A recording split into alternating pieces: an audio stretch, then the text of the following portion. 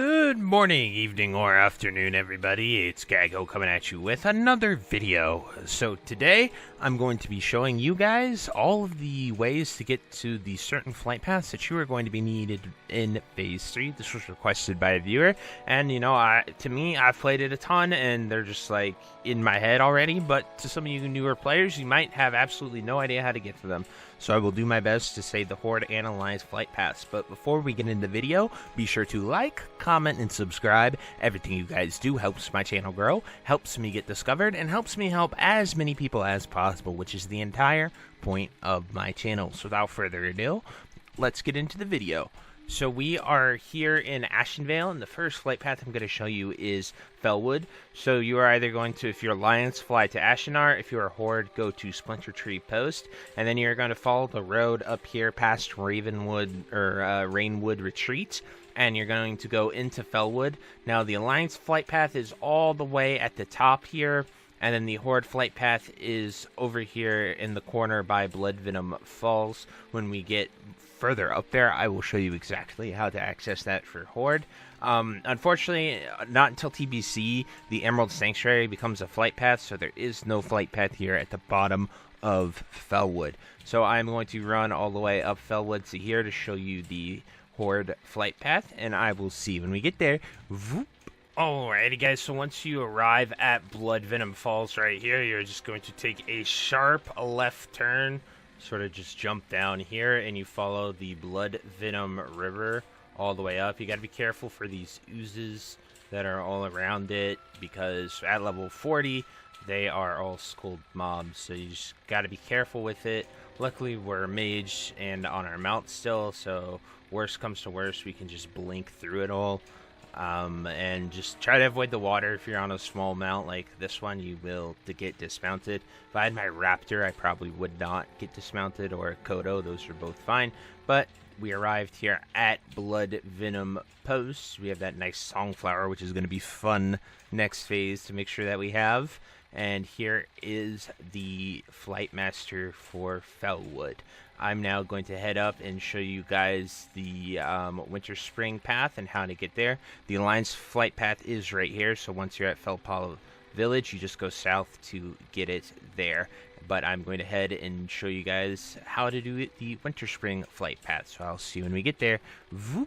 Alrighty guys, so we're at the hard part of getting the Winterspring flight path. We are up here at the very top of Felwood, going into Timber Maw Hold. It is a tunnel system, and you are hostile with them unless you did some early farming early on. They will attack you. As a mage, I'm going to try my best to maintain mana shield, dodge as many as I can, try not to get dazed, and then I will blink when I do get dazed. But having your back to them is what is going to daze you. And then right here we can blink, and then we put up our mana shield, then we can jump down right here, keep going. I'm probably gonna have to chug a mana pot here. We got dazed, unfortunate. We used blink, and then this is as far as we got. So you do have to do some corpse running, but at the end of this tunnel is the way to go. So you're going to go in and to the right, and now we have to run all the way back to our body, which isn't too terrible, because I believe you can run up this hill right here and then head over to my body. So not too horrible of a run. You just got to be aware of your graveyard. And yeah, so we will head back there, and I will show you guys when I respawn the rest to Winterspring. So see you when I get there. Voop. Alrighty guys, we're going to res. We instantly pulled that dude, so we're going to wait for him to run up here, and then we are going to jump, blink, and go as fast as we can. The light at the end of the tunnel is right here. We should be able to make it. Just have this one last warder to get by. We're going to use our mana shield, blink, oh no, mana pot, blink, and bam, we made it. So we've now made it to Winterspring, and we just go to the road, follow the road straight into Everlook. Now, Winterspring is sort of a level 60 zone, so you don't really need this. The only reason you're going to need this is for recipes and stuff that are sold here. So tailors need to get their mooncloth, their runecloth bags, and there are a few other recipes here that you're going to want to get. But the road is pretty safe. Just make sure you follow it. There's one patrol of runners that you have to watch out for. But other than that, you should be fine. You can steer off to the sides because most of the mobs are wildlife. But anyway, we're going to get Everlook, and then we're going to head down south to the to Tenaris to show you Ungoro Crater and Silithus. So I will see you when we get there. Voop. So while I'm flying to Tenaris, because I believe these are Phase 2 flight paths that you should already have, but in case you don't, I'm going to go over the ways to get them. So if you are an Alliance player, you're going to probably go to Theramore, go through Dustwall Marsh, Barrens, Thousand Needles, and then you're going to come up here.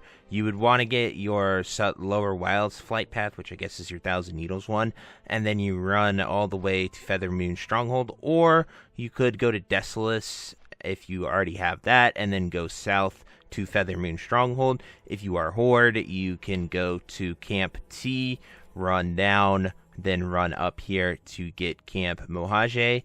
If you need Tenaris, you're going to do the same thing. You can go to Freewind Post or Camp T, run down, and then go through Shimmering Flats to Tenaris, get the Tenaris flight path.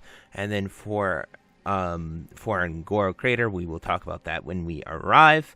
But if you need to get the Swamp of Sorrows Blasted Lands, the best way is to go to Gromgall, run up through Duskwood, run over here through Deadwind Pass to Swamp of Sorrows for Stoneherd if you are Horde. If you are Alliance, go south to Blasted Lands and to Netherguard Keep.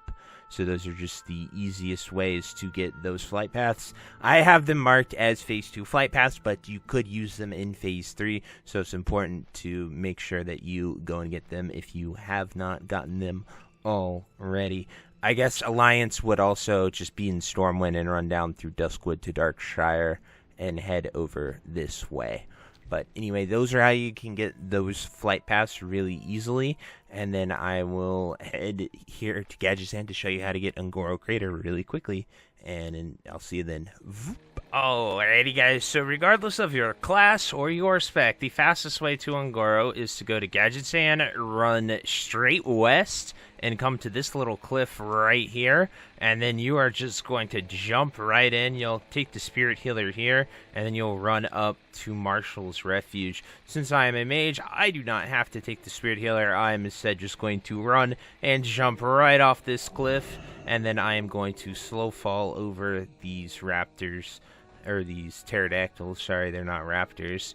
And then we will land right around here, and we can remount up and head to Marshall's Refuge. A lot of classes have the ability to sort of get away with it. Unfortunately, you can't have Noggin Foggers yet, because that is a 40 quest. But if you could, that would be another way to do this and get the Noggin Fog in slow fall, and then mount and jump this way. But we're now going to head over to Marshall's Refuge and get that flight path. I will show you how to get to Silithus from there once we arrive. So I will show you that next, because it is just a straight line. Watch out for tar beasts and obviously devil sores when you're here, but it's just to walk over and get the flight path. So anyway, I will show you guys the path to Silithus after this, so see you when we get there. Alrighty guys, so in order to get into Silithus, you're going to come to the end of this like alligator looking lake, and you'll see these two giant spires, and you're just going to go ahead and run up here. You can see the road on your map here if you look in the top right, but it is a pretty straightforward path that you just run, and then once the road winds a little bit at the top here, but it'll take you right into Silithus, and then you just follow this road to Searing Hold. As you approach the hold, there will be some bugs that are level 60 at least that will probably aggro to you, but the guards will help you, and the Spirit Healer is in the middle of the Searing Hold, so that will be pretty easy to sort of help you out and get there. But yeah, we just sort of run up this path that I showed you, and we have made it into Silithus. You run here to Searing Hold and get the flight path. Now for phase 3, I don't really think Silithus is going to be that important. There's not too much you can do here other than like do mage death throne thorium mining, but I feel like that is going to be too difficult to do because of the chance to hit them. It usually revolves around Frost Nova and they're level 60 elites, so it'll be very sketchy. I don't think there's anything else to do in Silithus other than gather.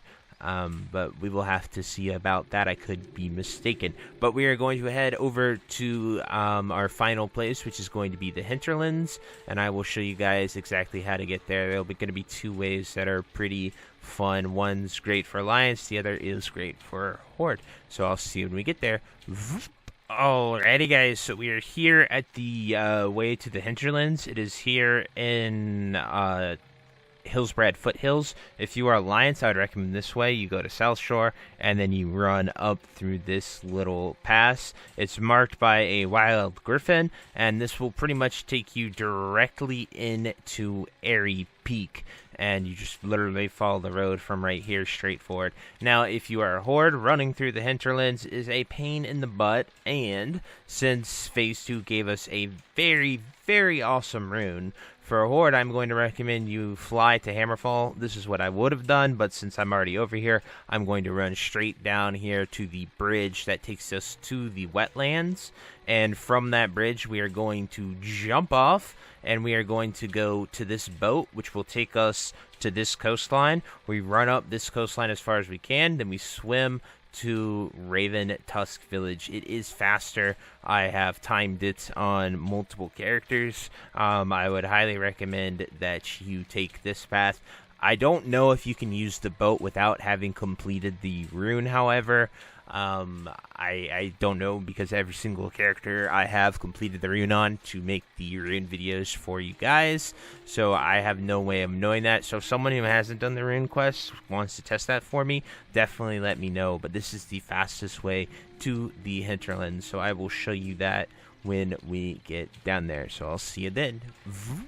Alrighty guys, we have made it to the coast, and the rowboat is right here at the southern tip at about 52.7, and you can reuse it even after you've gotten the rune. Like I said, I do not know if you can use this rowboat if you have not gotten the rune or done the quest, but you can then just run all the way up to this most northern point, and you can swim straight to the Hinterlands flight point for our Horde.